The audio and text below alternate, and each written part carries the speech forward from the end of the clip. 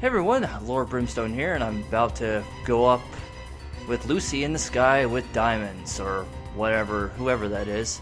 Could be Jill. So, we have pretty much saved Richter, Belmont, from the evil curse of the Dark Priest Shaft. You damn right. And now we have to go chase him all the way up to the upside down or inverted castle to prevent the resurrection of Dracula.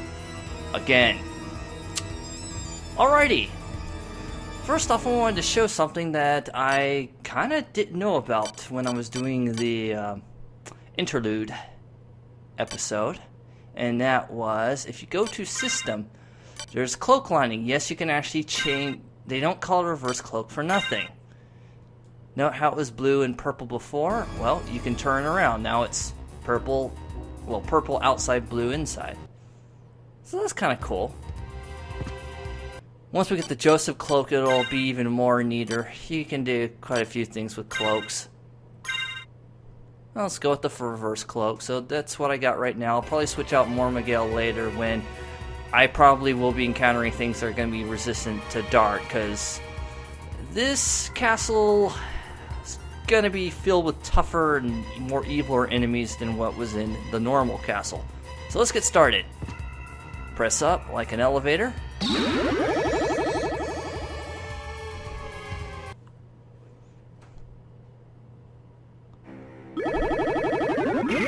So let's explore this proper. And yeah, you might notice the artwork of the upside down stuff. Some really nice touches that you'll be seeing later. And yes, the candles do defy physics.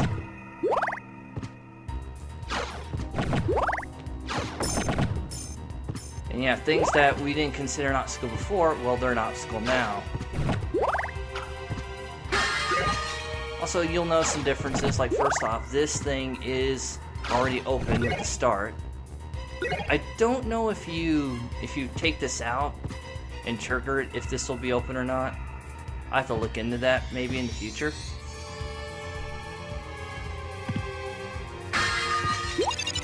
Heart max up. Don't ask me how the statues are defying physics. It's a Castlevania game. Let's just leave it at that. We get the royal cloak. Ooh, another cloak. Okay, let's take a look at it. It increases our constitution. It's the same defense, and it's blue. So let's take a look at that. Not bad. They give us a lot of life and heart max ups here. Think they're gearing us up for something? And we get the bastard sword.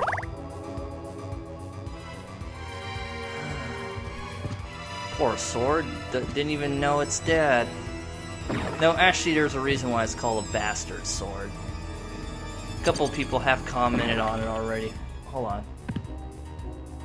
Okay, that's just the moon effect. I was wondering because I swore there was eyes staring at me sometimes when I moved through that window. But yeah, no, the reason why it's called a bastard sword is it's a hand-and-a-half weapon. There's short swords and there's long swords, or one-handed and two-handed weapons. Bastard sword, it's not quite a one-handed sword, but it's not quite a two-handed sword either. And this is York. Alas, poor York. I knew him, Horatio, and yes, that's a complete joke on that character.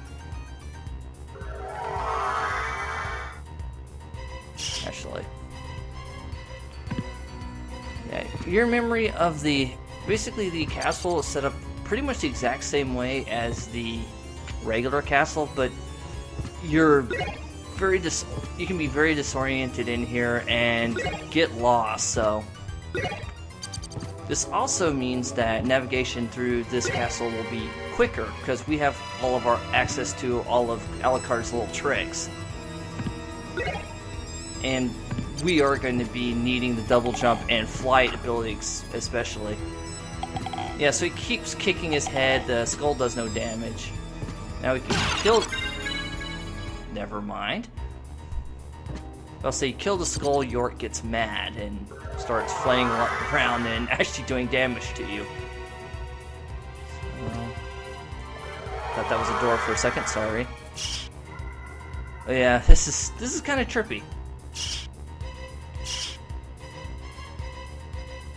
And we can go here. And I just want to show off something. You might notice it when I was going through here, getting the power of mist ability. Yeah, the face. Yeah, it's one of those double faces where if it's switched, you'll notice it'll have that evil, wicked grin. This one has kind of a, you know, stoic face to it. Kind of a neat little ability there. Not sure why they threw that in there.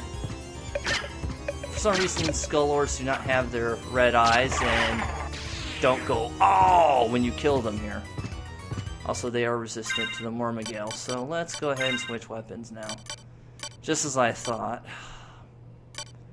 Go with the Falchion. I can go with the Ice Brand. Actually, Ice Brand might be not too bad right now, because I don't think I'm going to fight very many ice-resistant characters. Did I not know this was there before? I might have to check that. Let me get an Iron Ball.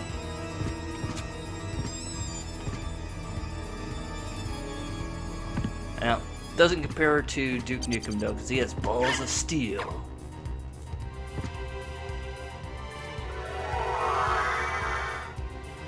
And Garnet ring.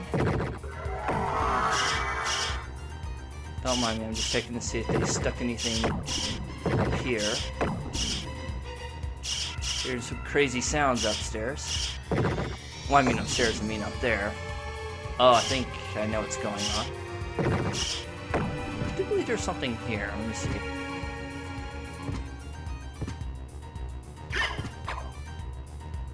Okay.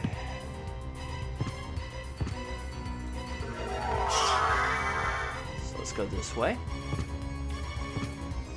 And no, the lions don't light up. What's good about the inverted castle is it allows you to check the ceilings. So if you end up fighting a spot that cracks that's on the bottom, well, you will realize, hey, there's a ceiling I can break if I go back to the normal castle. And yes, the dodecahedron save points are on top of the ceiling.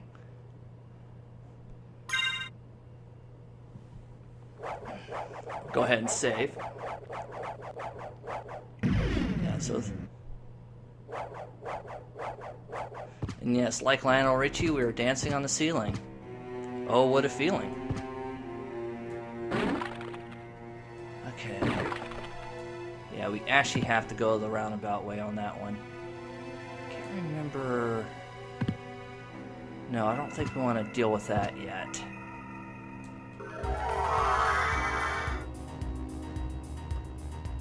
No, wait. Sorry, I had to get used to my orientation here. Get some sort of armor here. Lightning Mail. Strong versus electrical attacks. That could be useful. I do see some use for that in the future.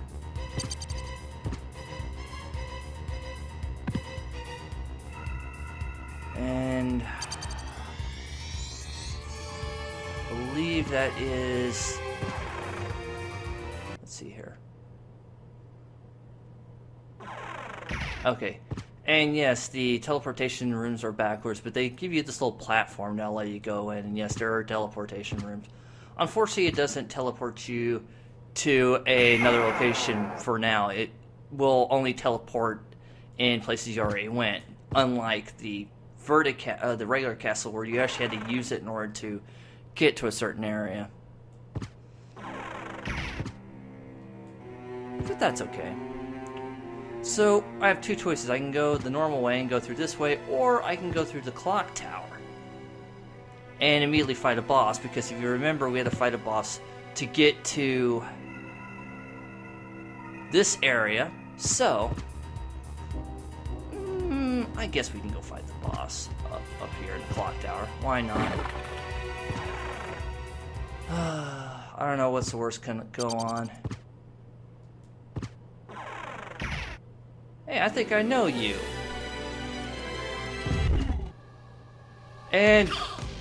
Hey, it's the boss from the first Castlevania game.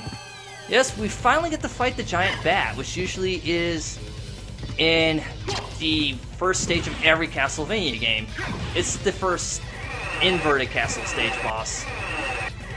He can blow us around, he can do dash attacks. Actually has a lot of HP too. Don't be fooled. If you get hit by that wind, you will be flown back and you will take damage. So don't be fooled. He's got that attack. What's funny is his bat wings are actually CG, but the body itself is not. It's kind of a cool effect. It works rather well. Ouch. Can't do that much damage to us, although that wing buffet attack can. Trying to see if he has any other attacks before I totally kill him, because this is an easy boss. Oh, that will hurt a lot. Okay, there we go. Glad I demonstrated that. Oh, you can duck that. And okay, that was kind of anticlimactic. It was just splurge. And wait, that's not a glowy sphere. It is the Ring of Lad. Let's take a look at that. I believe it's a relic. Ring of Lad, 1 of 5 treasures. Int adds 10 to our int. Okay, those in Castlevania lore probably know what this is. These are the 5 treasures, or the 5 treasures of Dracula. Also, they're the 5 body parts of Dracula, or his remains. The idea was first introduced in Castlevania 2: Simon's Quest. This game, they are the 5 MacGuffins, but they are useful MacGuffins because they add status effects. The pieces of Dracula will be reintroduced in Harmony of Dissonance, which was either the first or second. I think it's actually the second game Iga did after he came back to Konami and the Castlevania, group. Anyway, let's go ahead and go exploring in the clock tower. By the way, get used to this song. We're going to be hearing it a lot. Now, keep in mind, I love this song. It's called, I think, Final Toccata. Oops. One moment, viewers. Okay, sorry about that. I had a glitch I had to take care of, so I accidentally pressed a button, which switched my monitor off, so I couldn't record. I could record audio, but I couldn't record video. Anyway, as I was saying, get used to this song. We're going to be hearing it a lot. I do like the song. It's called Final Toccata, I believe. It's one of the longest songs of this game. It's even longer than the Tragic Prince, which is in the clock tower. The problem is they use this song way too much. Unfortunately, the reverse castle, they don't give you much variety in the ways of music, which is kind of a shame, really. I believe the Sega Saturn tried to alleviate some of this, and they added 3 or 4 tracks, which were remakes of the beginning themes of Castlevania 1, 2, and 3, which was Vampire Killer, Bloody Tears, and Beginning, respectively. And we got Bomb Knights that think they're act like giant bombermen. Now these are new, and yes, they will hurt when if they land on you.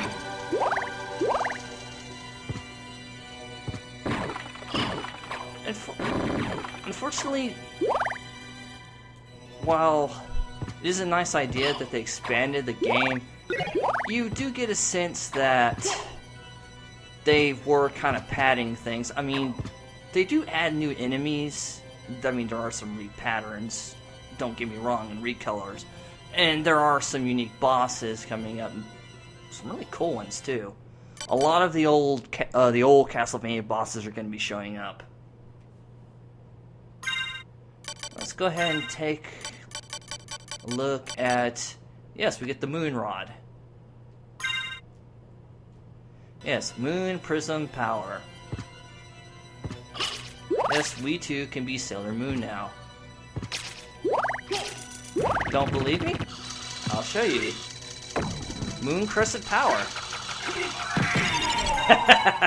Although, I will admit, that's a lot more badass than Sailor Moon's normal attack. It's... Yeah, I love the Moonrod special attack, which is a Hadouken motion. Quarter circle forward. Really awesome. Oh, I love this song. It's too bad it gets done so many times to the point where it's like you don't want to hear it anymore. A shame, really.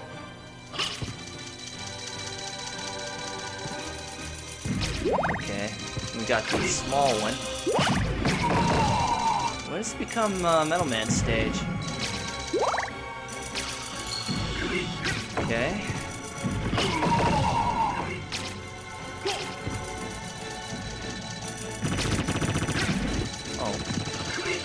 Oh, that was the sound of those things going boom, okay. Bombites, they don't take that much damage, but their bomb will hurt and... Oh, I didn't know you could do that. Apparently you can redirect bombs, and they will blow them up. Nice.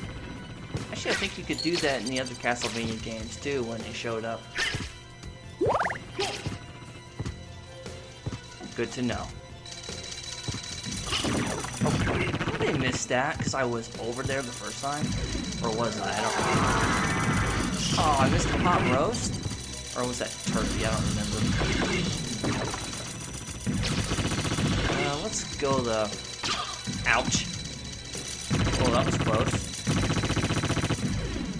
Yeah, this place is a threat. I will warn you guys now. It seemed like after a while the first castle was a cakewalk. Yeah, they lure you into a false sense of security. There are enemies here that can totally, you know, waste you in about, 2 seconds. Okay, not that fast, but they can hurt a lot. And Cloak Knights for really no apparent reason, because, well, I guess you're just throwing those normal-ass enemies now instead of, you know, a sub-boss sort of character. Annoyances. That's what I call them.